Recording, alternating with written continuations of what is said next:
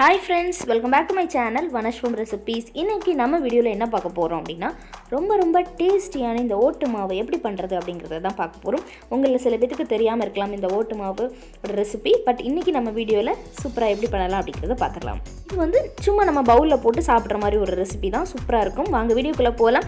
அதுக்கு முன்னாடி இப்பதான் நம்ம சேனலை நீங்க ஃபர்ஸ்ட் பாக்குறீங்க அப்படினா Subscribe பண்ணிக்கோங்க.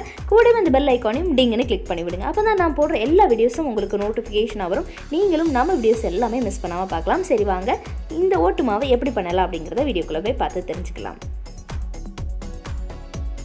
வந்து நான் ஒரு பவுல்ல பச்சரிசி மாவு எடுத்து வச்சிருக்கேன். இத வந்து இந்த பெரிய பவுல்ல நம்ம போட்டுக்கலாம். நான் வந்து 2 கப் போட போறேன். ஒரு கப் இப்போ போட்டுட்டேன்ல, இன்னொரு கப்பையும் நான் எடுத்துட்டு வந்துறேன்.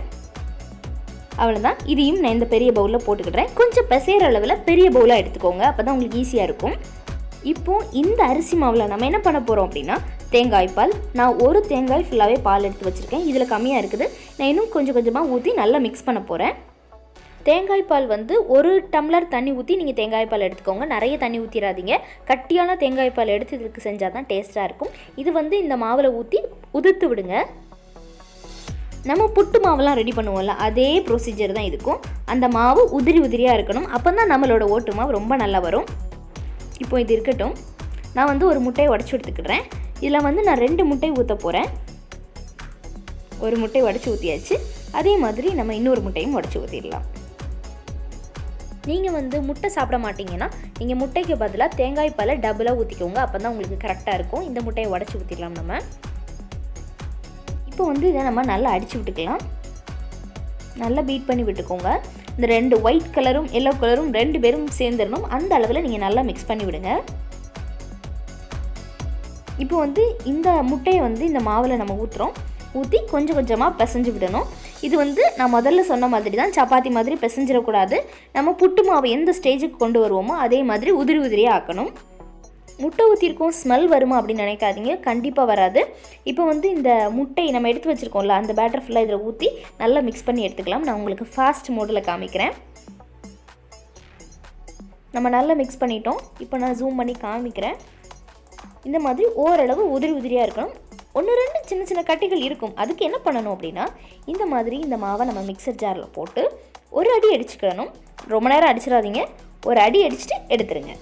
உங்களுக்கு மிக்சியில் நீங்கள் அடித்து எடுக்கும்போது உங்களுக்கு கட்டி விட வாய்ப்பே கிடையாது. நல்ல உதிரியாக வரும். நீங்கள் கண்டிப்பாக இந்த மெத்தடை ஃபாலோ பண்ணி பாருங்கள். நான் இந்த மாவு ஃபுல்லாக போட்டுட்டு அடித்து எடுத்துகிட்டு வந்துடுறேன். அவ்வளோதான், நான் அடித்து எடுத்துட்டேன். இதை வந்து நான் ஒரு பவுலுக்கு ட்ரான்ஸ்ஃபர் பண்ணிடுறேன். இப்படி பண்ணிட்டீங்கன்னா கண்டிப்பாக உங்களுக்கு கட்டி விழாது. பார்த்தா தெரியும்னு நினைக்கிறேன். நல்ல மாவு பட்டு போல் வந்துடும். இது வந்து நிச்சயமாக ரொம்ப ஹெல்த்தியான ரெசிபி. அதே அளவில் ரொம்ப டேஸ்ட்டாகவும் இருக்கும். இதுவும் நீங்கள் ஒரு பவுலில் போட்டு குழந்தைங்க கையில் கொடுத்துட்டிங்கன்னா அவங்க பாட்டுக்கு சாப்பிட்டுட்டே இருப்பாங்க. உங்களை டிஸ்டர்ப் பண்ணவே மாட்டாங்க அவங்க. இப்போ வந்து நான் ஒரு கடாயை ஹீட் பண்ணி இந்த மாவை இதில் போட்டுக்க போகிறேன். இது வந்து நம்ம ட்ரை ரோஸ்ட் தான் பண்ண போகிறோம். இந்த பேனில் தண்ணி இருக்காமல் பார்த்துக்கோங்க. நீட்டாக தொடச்சிட்டு யூஸ் பண்ணுங்கள். இந்த மாதிரி இந்த மாவு ஃபுல்லாக இதில் போட்டுக்கோங்க. நீங்கள் வந்து அவசரமாக பண்ணணும்னு நினச்சிங்கன்னா இந்த ரெசிபி கண்டிப்பாக பண்ண முடியாது. நீங்கள் வந்து குழந்தைங்களுக்கு நான் செஞ்சு கொடுக்கணும், ஃப்ரீயாக இருக்கேன் அப்படின்னு நினச்சிங்கன்னா கண்டிப்பாக இந்த ரெசிபியை ட்ரை பண்ணி பாருங்கள். உங்களுக்கு இதில் பார்க்க லைட்டாக கட்டி இருக்க மாதிரி தெரியும். நான் நல்லா கிண்டும் போது உங்களுக்கு அது சீக்கிரமாக சரியாயிடும். இப்போ நான் மாவு ஃபுல்லாக போட்டுட்டேன். நீங்கள் கிண்டுறதுக்கு மட்டும்தான் ஒரு 20 to 25 நிமிஷம் கிட்ட ஆகும். தாராளமாக எடுத்துக்கும். அப்போ தான் உங்களுக்கு வந்து நல்ல டேஸ்ட்டாக கிடைக்கும். அதனால நீங்கள் கைவிடாமல் கிண்டணும். இப்படி வச்சுட்டு திரும்பிட்டிங்கன்னா அடியில் பிடிச்சிரும். அது ரொம்ப முக்கியமான விஷயம். அதே மாதிரி நீங்கள் நான்ஸ்டிக்கில் போட்டு கிண்டணும்னு கிண்டிடாதீங்க. ரொம்ப டைம் ஆகிரும். இது 20 நிமிஷம் ஆச்சுன்னா அது 40 நிமிஷம் ஆயிரும். அதனால் நீங்கள் வந்து இரும்பு சட்டி இல்லைன்னா மண் பாத்திரத்தில் கிண்டுங்க. ரொம்ப டேஸ்ட்டாக இருக்கும். அந்த மண் வாசத்தோடு ரொம்ப நல்லாயிருக்கும். மண் சட்டி இரும்பு சட்டியில் தான் நம்ம பண்ணுறது ரொம்ப ட்ரெடிஷ்னலான ஒரு ரெசிபியாக இருக்கும். இதை வந்து நம்ம நல்லா மிக்ஸ் பண்ணலாம். எனக்கு இது வந்து ஒயிட் கலரில் இருக்கக்கூடாது. நம்ம கிண்டி முடித்தோடனே நல்ல கோல்டன் கலரில் வரணும். உங்களுக்கு தெரியும்னு நினைக்கிறேன். நல்ல கோல்டன் கலரில் இந்த மாவு நல்லா வறுபட்டு வரணும். இப்போ உங்களுக்கு கலர் சேஞ்சஸ் நல்லா தெரியும்னு நினைக்கிறேன். எவ்வளோ மாவு போட்டோம் பார்த்தீங்களா, மேலே வரைக்கும் இருந்துச்சு. இப்போ நல்ல மாவு அப்படியே இறங்கிரும். அதனால நீங்கள் கொஞ்சம் அதிகமாக பண்ணிக்கோங்க. ஏன்னா நம்ம கிண்டுறதுக்கு டைம் ஆக தானே செய்யும். அதனால் கொஞ்சம் கொஞ்சமாக பண்ணிகிட்டு இருக்க முடியாது. கொஞ்சம் நிறையவே பண்ணி ஒரு பாட்டிலில் வச்சுக்கோங்க.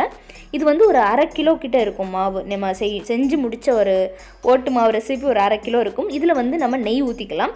இதில் வந்து கண்டிப்பாக நீங்கள் நெய் தான் ஊற்றணும். எண்ணெய் ஊற்றலாமா அப்படின்னு கேட்கக்கூடாது. எண்ணெய் ஊற்றக்கூடாதுங்க. இதுக்கு நம்ம நெய் ஊற்றும் போது தான் அது ரொம்ப நல்லாயிருக்கும். அந்த நெய்யோட டேஸ்ட்டு தான் இதுக்கு வந்து கூட கொஞ்சம் ஒரு நல்ல அரோமா கொடுக்குறது. அதனால கண்டிப்பாக நீங்கள் நெய் ஆட் பண்ணுங்கள். ஒரு 4லேருந்து 5 ஸ்பூன் கிட்ட நெய் ஆட் பண்ணிக்கோங்க. உங்களுக்கு இன்னும் நல்ல எனக்கு நெய் ஸ்மெல் ரொம்ப பிடிக்கும் அப்படின்னா கொஞ்சம் நிறைய ஆட் பண்ணிக்கோங்க. அவ்வளோதான். வந்து ஃபஸ்ட்டே ஆட் பண்ணக்கூடாது. நம்ம இறக்க போகிற ஸ்டேஜ் ஒரு 2 நிமிஷத்துக்கு முன்னாடி நீங்கள் நெய் ஆட் பண்ணிவிட்டு நல்லா மிக்ஸ் பண்ணிவிட்டு அதுக்கடுத்து இறக்கலாம். ஃபஸ்ட்டே நீங்கள் வந்து நெய் ஆட் பண்ணக்கூடாது. இந்த ரெசிபி வந்து குழந்தைங்க மட்டும்தான் ஆசையாக சாப்பிடுவாங்க அப்படிங்கிறது கிடையவே கிடையாது. பெரியவங்க வந்து பாட்டி கொண்டு ஆசையாக சாப்பிட்ற ரெசிபி. அந்த அளவுக்கு இது வந்து ஒரு மாதிரி டிஃப்ரெண்ட்டான டேஸ்ட் இருக்கும். கண்டிப்பாக நான் சொல்ல தெரில எனக்கு. நிச்சயமாக நீங்கள் வந்து எக்ஸ்பீரியன்ஸ் பண்ணி பாருங்கள். அப்போ தான் உங்களுக்கும் தெரியும். எங்கள் வீட்டு பக்கத்தில் இருந்த ஒரு பாட்டி தான் இதை சொல்லி கொடுத்தாங்க. நானும் சும்மா செஞ்சு பார்ப்போமே, ஐயோ ஸ்நாக்ஸ் என்ன பண்ணுறது அப்படிங்கிறதுக்காக செஞ்சேன். பட் ரியலி சூப்பரான ஒரு ரெசிபியாக இருந்துச்சு. அதனால இது அப்பப்போ செஞ்சு ஒரு பாட்டிலில் வச்சுக்கிடுறது. நமக்கு ஏதாவது சாப்பிடணும் போல் ஆசையாக இருக்கும்ல, அப்போது இதை எடுத்து நம்ம சும்மா வாயில் போட்டுக்கலாம். இல்லைன்னா டிவி பார்த்துட்டே ஒரு பவுலில் போட்டு வச்சுட்டு அப்படியே சாப்பிட்டுட்டே இருக்கலாம். உங்களுக்கு கேமரா லைட்டுக்கு எப்படி தெரியுதுன்னு தெரில. இது வந்து நல்ல கோல்டன் கலரில் இருக்கும். இப்போ நல்லா தெரியும்னு நினைக்கிறேன். இது வந்து நான் நல்லா ஆற வச்சுட்டேன். அதுக்கடுத்து தான் நம்ம மேற்கொண்டு ஒரு சூப்பரான இன்க்ரீடியண்ட் ஆட் பண்ணணும்.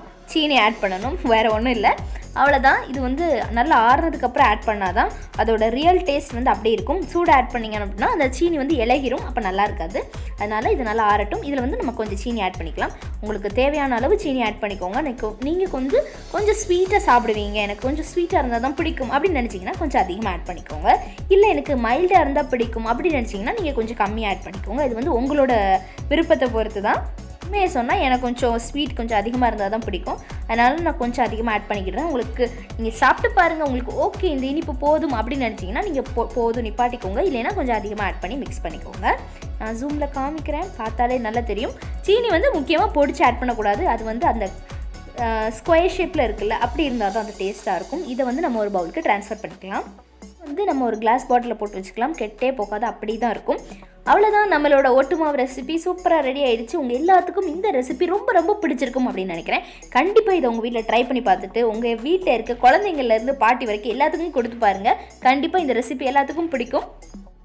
இந்த வீடியோவை பார்த்ததோடு மட்டும் விட்டுறாதீங்க. கண்டிப்பாக இப்போவுமே போய் உங்கள் வீட்டில் செஞ்சு பாருங்கள். எந்த இன்க்ரீடியன்ஸுமே கடையில் வாங்க தேவையே இல்லை. எல்லாமே நம்ம வீட்டில் இருக்க இன்க்ரீடியன்ஸ் வச்சு தான் நான் செஞ்சுருக்கேன். நீங்கள் இதை ட்ரை பண்ணி பார்த்துட்டு எனக்கு காமெண்ட் பண்ண மறந்துடாதீங்க. மறக்காமல் காமெண்ட் பண்ணுங்கள். உங்களோட காமெண்ட்ஸ்க்காக நான் காத்துட்ருக்கேன். இன்றைக்கி நம்ம பார்த்த இந்த ஓட்டு மாவு ரெசிபி உங்கள் எல்லாத்துக்கும் ரொம்ப பிடிச்சிருக்கும் அப்படின்னு நினைக்கிறேன். கண்டிப்பாக இதை ட்ரை பண்ணி பாருங்கள். அதே மாதிரி இந்த வீடியோ பிடிச்சிருந்துச்சுன்னா லைக் பண்ணுங்கள். உங்கள் ஃப்ரெண்ட்ஸ் அண்ட் ரிலேட்டிவ்ஸோட ஷேர் பண்ணுங்கள். மறக்காமல் நம்ம சேனலில் சப்ஸ்கிரைப் பண்ணுங்கள். இதே மாதிரி சூப்பரான இன்ட்ரெஸ்டிங்கான ஹெல்த்தியான ரெசிபிஸோட நான் உங்களை நெக்ஸ்ட் வீடியோவில் சந்திக்கிறேன். Until then, thanks for watching this video. நன்றி, வணக்கம்.